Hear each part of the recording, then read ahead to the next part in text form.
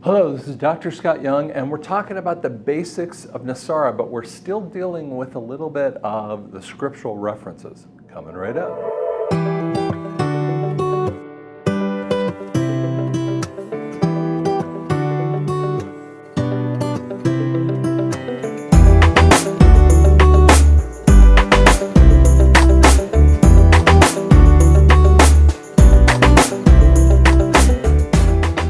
Okay, so what we've talked about is my miracle healing and the craziness of you'll only see with your eyes and witness the punishment of the wicked, which is a piece of the EBS. And after that, I was talking to you in the second part, we were talking about how I defrauded my credit card, because I was trying to put in the wrong zip code, didn't realize what was happening at one gas joint, went to the other one, put in the correct zip code, and it all went through.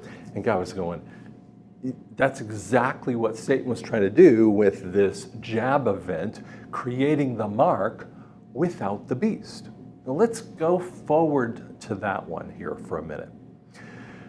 Because as you see that event of that, and by the way, prophecy teachers are right on this one issue. They're going, yeah, but that's the mark of the beast. Yeah, it is absolutely a type of mark of the beast, but it has to be right. I get people that say, first off, who's the beast? I ask this question all the time. Who's the beast? Is it Biden? Is it the idiot, that's in this presidency role that he's really not? Tell me who it is. What's a system and all this other stuff? No, the Bible has a very clear picture of the Antichrist is a guy. And I mean, I could give you numerous references all over Daniel, all over 2 Thessalonians and 1 Thessalonians, and you got it all over Revelation and all over Jude and all those different spots in there. And so we have all this ability of knowing exactly what those events are to lead up to the guy. Now, whether you believe in a pre-tribulation rapture, a post-tribulation rapture, or the pre-wrath position, almost everyone comes up with the Left Behind series, which is a gorgeous series in a lot of ways, but it was a foundational series more than 30 years ago at this point. And what was inside of that is that a cabal, a group of guys would rise up and bring up a guy who would become the Antichrist. That's what happened. So at the appointed time, that person would come out onto the scene. So that's going to be Daniel 9:27. And this is what most people have taught. And frankly, I've been teaching it too. So I have to, I'm sitting there looking at this event and going, if this thing is the mark of the beast, we have to have a beast. So am I missing who that beast is? And what I had to get in that reconciliation is Scripture had to be fulfilled. So I went backward into Revelation 4, verse 1. See, John is in 95 AD. Now, some people disagree with me, he's 65 AD, but who cares if it's 95 or 65 in this event? At 95 AD, he's obviously in the past, and he warps forward in time to our future. Because he's talking about it in the present tense from Revelation 1 to Revelation 4. And Revelation 4 to Revelation 19, he talks about it in the past tense, like it's happening. When you say it's happening, in essence, it's happened. Happening means it's occurring in front of him. So if that's in our future, which the events of Revelation 4:1 through Revelation 19, or actually 22, if they haven't occurred yet, which they have not, I don't care who says what, because they're skipping over so many different points. I mean, some people will say, well, the sixth trumpet has occurred. No, it hasn't. You haven't told me about the fifth trumpet, the fourth trumpet, the third trumpet, the second trumpet, all the different events that have to occur, and they have an order to it.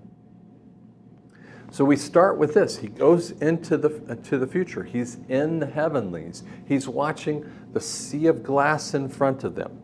He's also seeing, he sees a Bema Seat reward ceremony of the believers, and I'm not going to get into that thing because that's another part of the whole thing, and he sees them cast their crowns upon the throne. That's where the group casting crowns gets their name, and I think it's in Revelation, late Revelation 4, okay? And so they're showing this event, and then John kind of ushers to the side over here. I always think of him, he's like, I want you to think of it, he's like standing over here, watching the events of where you're looking at the camera, and then an angel kind of comes alongside with him and helps him out with everything.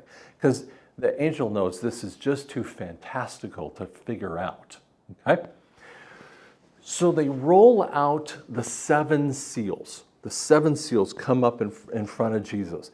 And it's like someone comes up and they're all doing an arm wrestling contest. Like, I can take it. And everyone tries to open it. Now, again, this is kind of in the spirit, okay?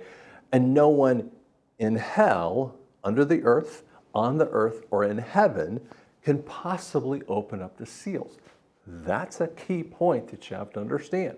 No human, no demon, no Satan, no portions of that issue. Now, Ephesians 6, 12 through 18 talks about the principalities of the air. They have no ability to affect end-time issues.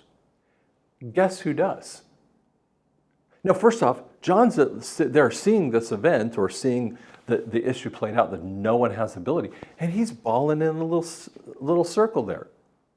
Now, Chuck Missler, who I love Chuck Missler, he died 3 or 4 years ago, so he used to say, well, he kind of knew what happened. I disagree with Chuck on this one heartily. And I would say, listen, he had no clue, and he's bawling because he has no answer for this. And I always see it like this, and the angel's looking at him going, dude, the lamb who was slain is worthy to open the seal. Get up, wipe your tears, kind of thing. John does it.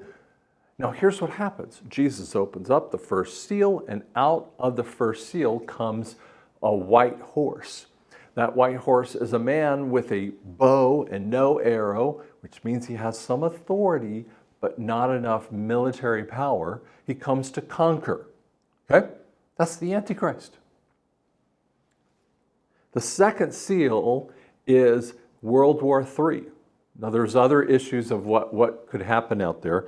And the second seal is basically World War III. And then we have the third seal is hyperinflation. We see people saying that we have that. And the fourth seal is the issue of a plague. And so people want to say, oh, we've had this and we've had this. And I'm going, yeah, but if you don't answer who the Antichrist is, you don't get to do the rest of it. It's in order. Jesus is the Christ, and he's introducing the Antichrist. If that hasn't happened, then what are we dealing with? And I hope that helps you kind of get an idea of, wait a second, can Satan really introduce the mark without the beast? And God goes, no, you don't get to do that. That is literally the point that he's trying to give out to you. You don't get to do it. So my light went out there, so I have to fix that one. So sorry if it looks a little funny with that too. But I hope that helps you out. So we'll talk more about this as we go along. Thank you so much.